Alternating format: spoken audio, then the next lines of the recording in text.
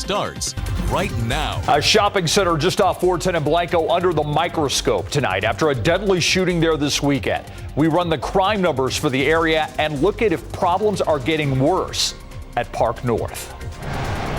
And ERCOT's back to issuing a weather watch as the temperature starts to heat up. Why it's different, though, from the alerts that have become a summer norm.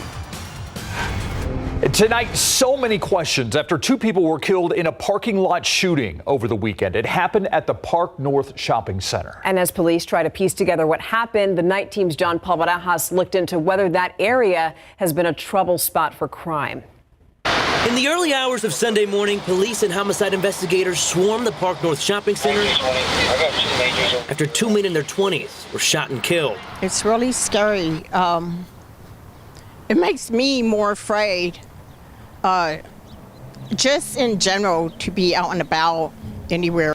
Police haven't shared many details about the case, but they tell us they are investigating it as a capital murder. People who visit the area often say they're surprised about what happened. It usually feels pretty safe, yeah. Like, I think it's just pretty busy around here, and sometimes there's all different kinds of crowds that roll through here. Thing is, in the last few weeks, people have called 911 complaining about violent incidents there. Things like shootings, fights, assaults, and disturbances. And when we look back at all the times people called SAPD to the area in the last year, we notice numerous and a wide-ranging amount of incidents. Get the list and how long it goes down. Wow. I didn't know that. Since June of 2023, there have been 27 calls for disturbances, 21 for car burglaries, 15 for assaults, 15 for fights or fights involving guns, and 9 for shootings. But keep in mind, some calls might have been for the same issues. It leaves me to think I need to take more responsibility for making sure that my things are secure, making sure that my people I care about, and that I'm secure. We asked SAPD if Park North is an area of concern. This time, we're still waiting to hear back. John Paul Barajas, KSAT 12 News. Another news now, this 42-year-old man is behind bars a week after San Antonio police say that he shot a teenager. Victor Castro Aponte is facing 2 charges in connection to that incident: aggravated assault with a deadly weapon and also failure to identify to a peace officer. Now, if you remember, this happened at noon last Wednesday near the intersection of San Pedro and Oblate on the north side. Now, police say that Castro Aponte got into a fight with that 19-year-old man when he drove away, then came back with this gun and shot the teen in his back. That's what police are saying. The teen suffered non-life-threatening injuries. Castro Aponte ran off. He was arrested Saturday, and records showed that he's in the Bexar County Jail with an ICE detainer, and he's going to appear in court early next month. 2 suspects robbed an armored truck this afternoon, and San Antonio police tell us they are looking for a man who helped them. That truck robbed on Walsham Road about 1 o'clock this afternoon. Police tracked down the man and the woman suspected in the robbery to a neighborhood in Schertz a few hours later. That last man, though, who allegedly gave an armored truck assist, is still out there tonight. Meanwhile, the money, the armored truck have been recovered. If you know anything about this last remaining suspect, call San Antonio Police. Now, Bexar County Sheriff's deputies looking for the rightful owners of all that stuff that you see there being hauled away. Stuff was stolen. They found it on a property. Now, initially, a BCSO official says that deputies had followed a tracker on a stolen generator when they stumbled upon all the other stuff. The stuff was behind a home at a campsite road in the southern part of the county. Deputies wound up detaining 2 people, but at this point, it is unclear if those people are accused of also stealing all that stuff that you see being hauled away. Now switching gears to weather. ERCOT issuing a weather watch as the heat turns up. Basically, the agency which monitors the Texas grid issued that watch because it expects high demand and the potential for low reserves. Thing is, ERCOT also said the grid conditions expected to be normal. They're just telling us to be aware. I can't. Anyway, look at the grid conditions in real time on ERCOT.com. They're concerned But it's normal. But it's normal. Yeah, it sounds like ERCOT doing ERCOT things, covering their backs just in case something would happen. Then we told you there could have been something. And honestly, look at the high temperature map across the state tomorrow. Mostly 90s. Nothing really out of the ordinary for Texas. Yeah, above average for this time of year, but nothing we don't typically experience in the summertime. Actually, tomorrow, Del Rio 105. That would be a new record. Here in San Antonio, 74 at 7 a.m. By noon, we're 85, and then 95 our high temperature. Here's the kicker, though. When you factor in the humidity, it's going to feel like it's 102. If you don't like this heat and the high humidity, a cool front just around the corner. We'll talk about its impacts in just a bit. Thank you, Adam. 9 people died after a massive fentanyl outbreak in Austin last week. And today, Austin police arrested 5 people that they say were responsible. The suspects arrested, all charged with either possession or delivery of crack cocaine, which also tested positive for fentanyl. The arrest warrant stated APD responded to more than 70 calls for opioid overdoses in a 72-hour period last week. All 5 suspects due to appear in court later this month. Yesterday, we told you about a group of mothers here in San Antonio mobilizing all kinds of people in San Antonio to prevent this kind of fentanyl outbreak here in our city.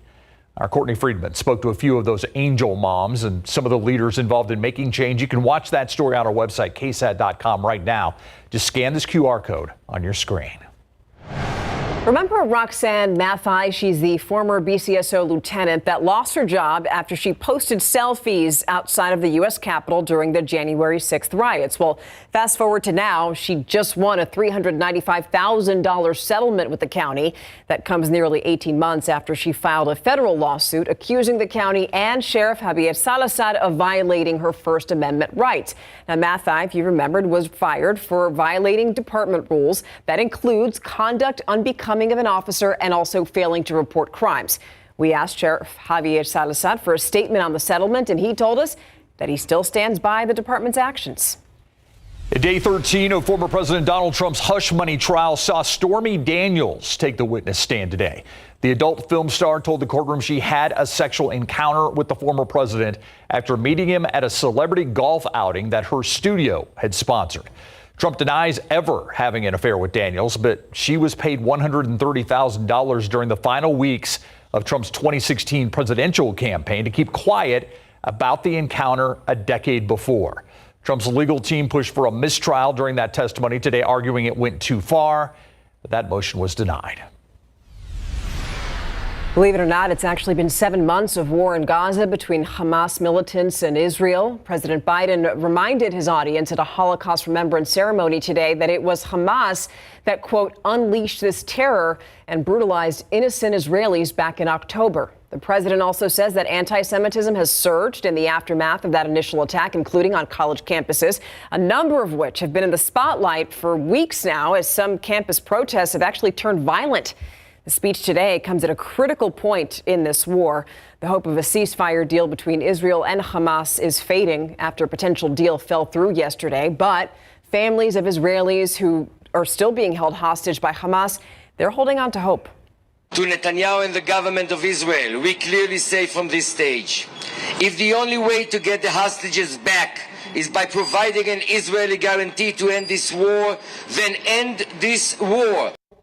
American officials now on the ground in the Middle East right now, still trying to put together a ceasefire deal between the two sides.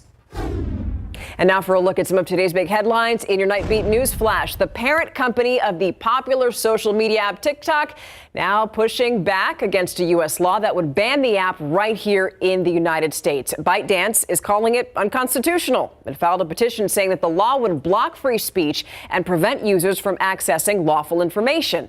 President Joe Biden signed the bill last month that would ban the app unless the company sells it to a non-Chinese entity by next January. Okay, Boy Scouts of America will soon be known as Scouting America. The name change is going into effect next February for the organization's 115th anniversary. Officials say the new name is meant to make everybody feel welcome, but the mission, that stays the same, and that is teaching young people to be prepared for life. 176,000 girls and young women are currently enrolled in Boy Scout programs after the organization started welcoming young girls and women into programs back in 2018. And there are now 2 separate cases of U.S. citizens being detained in Russia. That includes U.S. Staff Sergeant Gordon Black, who you see on your screen. And the other American being detained is named William Nykum. A Moscow court says that he was arrested for, quote, petty hooliganism and will spend the next 10 days behind bars. As for Gordon Black, he's accused of theft and he's going to be jailed for the next 2 months. The Justice Department says that Black wasn't authorized to leave his post in South Korea for Russia. And that's a look at your Nightbeat News Flash. SAWS fines could get even higher. What the San Antonio water system wants to do to people that they say are wasting lots of water. Feeling forgotten, teens can have a really tough time adjusting once they age out of the foster care system. But one Texas organization is trying to change that. What's being done for these kids and also how you can help. Yesterday, KSAT made the change to next-gen TV, and we know some people still trying to get our signal, trying to figure it out. If you know somebody that's had problems, we've been taking calls to help people make the change. The phone bank will reopen tomorrow at noon. In the meantime, if you need help, visit help.ksat.com. You can scan this QR code. It'll take you to a section of our website dedicated to all you need to know about our next-gen TV switch. We'll be right back.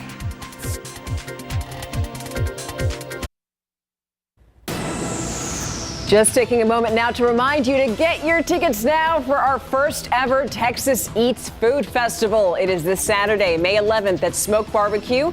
20 local chefs are going to be there with food for you to sample. Now keep in mind it's a 21 and up event. The event benefits the San Antonio Food Bank. Scan the QR code on your screen for tickets or go to texaseatstv.com for more information. Pretty soon, you may have to pay up more if you don't conserve as much water as the San Antonio water system wants you to. As you know, we've been in a drought for years, and that's why San Antonio is under stage 2 water restrictions. So people here can only use their sprinkler systems once a week. SAWS says those current restrictions, they're just not working.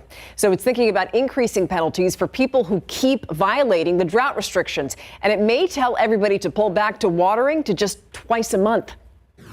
So we think a logical alternative is to have a new stage 3 that imposes a high use surcharge only on the top 5% users, asks them to rein it in a bit. But hold on, not a done deal. The SAWS Board of Trustees and the San Antonio City Council have to approve these proposed changes before they go into effect, and that may not happen until next month. We'll keep you posted. Aging out of the state foster care system at 18 years of age, an enormous transition. And without support, it can also be rocky. Many teens who leave care without trusted adults to lean on can wind up homeless, trafficked, or introduced to drugs. That's why foster care organization SJRC Texas and its placement wing Belong offer options. Many teens extend their foster care, which allows them support until they're 21. That often funds 4 years of college and sometimes housing. The programs teach life skills that kids without parents often don't learn. Budgeting how much we make on a monthly income. They taught us how to apply for like leases and apartments. They gave us cooking lessons and also like hygiene lessons and stuff like that. All right, Elizabeth is impressive. She's 19 years of age. She extended her foster care a year ago. She's working at a daycare while she studies at St. Philip's to become a NICU nurse. It's an amazing success story. She wants other foster children to know it's okay to ask for help.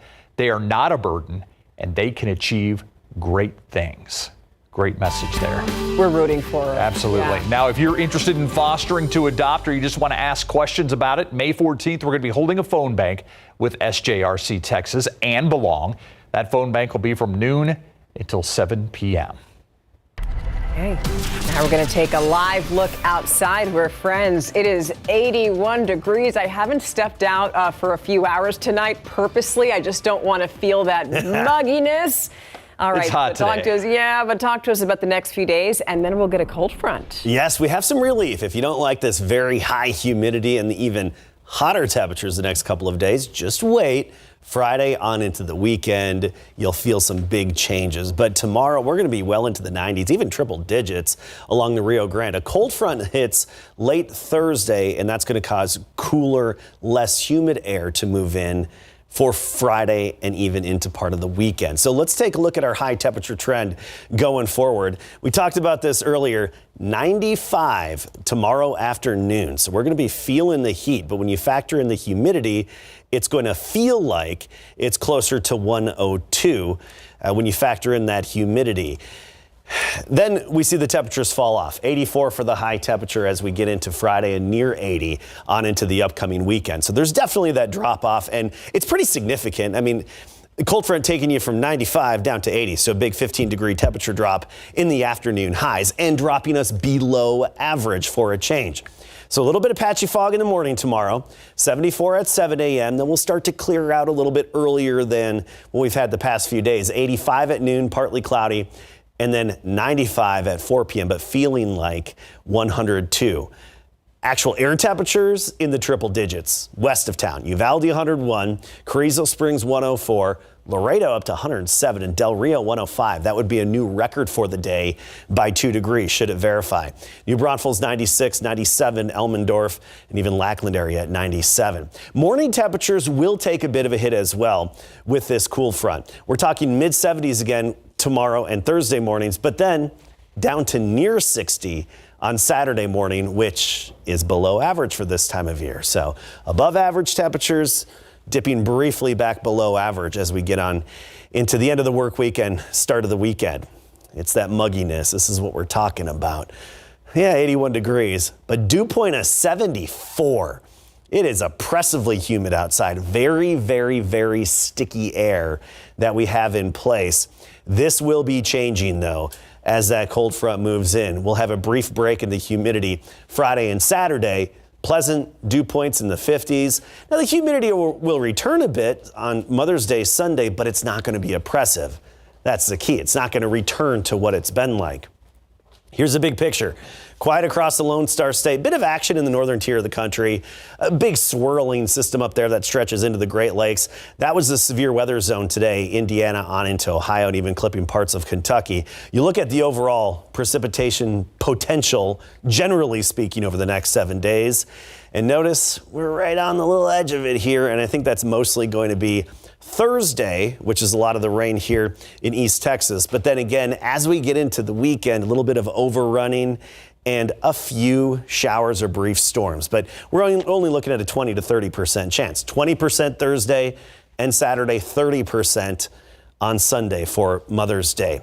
The key is that lower humidity for a few days. Now, next week, we could see a few pop-up thunderstorms as well Monday and Tuesday. But right now, nothing organized or widespread, which is what we need to bust us out of this drought. Okay, thank you. All right, I was hoping for back-to-back Wemby wins. Didn't get it, but impressive for a rookie anyway to do as well as he did, Mary. Yeah, it's the first time any rookie has been a top 3 finalist in Rookie of the Year or Defensive Player of the Year. Just incredible. But yeah, first it was Wembanyama. Now it's Minnesota's Rudy Gobert, the latest to reel in NBA awards. Wemby won Rookie of the Year, of course, and now Gobert had the edge in the POY. Also, we'll check in with the Dallas Mavericks. Plus, the TLU softball team can't stop, won't stop winning. They had another piece of hardware to the collection. Stay with us.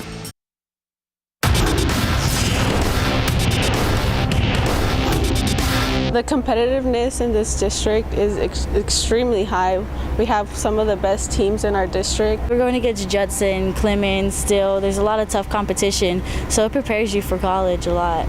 East Central's latest signees feel like what they dealt with in District 27 6A has prepared them for the college stage in big board sports. The 5-seeded Dallas Mavericks take on the West's top seed, the OKC Thunder, in Game 1 of the second round of the NBA playoffs. Early first quarter, OKC's Derek Jones Jr. denies Josh Giddey. Defense leads to offense. Other end, PJ Washington cashes in the three-pointer. Both sides exchanging punches early. Chet Holmgren lays down the hammer plus the foul. Let's see how things look right now. OKC up 80-72 on Dallas in the third quarter. It was incredible. I mean, obviously, as a competitor, you always want to be there for those type of games. And I told the guys, that's the only potential thing that could make me miss a game was the birth of my son. Well, Minnesota still won despite him not being there, but for the fourth time in his NBA career, Minnesota Timberwolves French center Rudy Gobert is the NBA Defensive Player of the Year. French centers went 1 and 2 in voting. Rookie of the Year Victor Wembanyama came in second, nearly becoming the first rookie to win the award. Wemby had 19 first-place votes. There's plenty of stuff I plan on working on. We're gonna keep discovering new ways to get better and to work on my body. And for basketball, there's a lot I want to work on. There's a lot Pop wants me to work on, and the coaches. So I'm excited. That was Wemby on his plans to improve his game this summer, looking to build on his Rookie of the Year season. Last night, Wemby became the 6th player to win the award unanimously, the second Spur, along with David Robinson.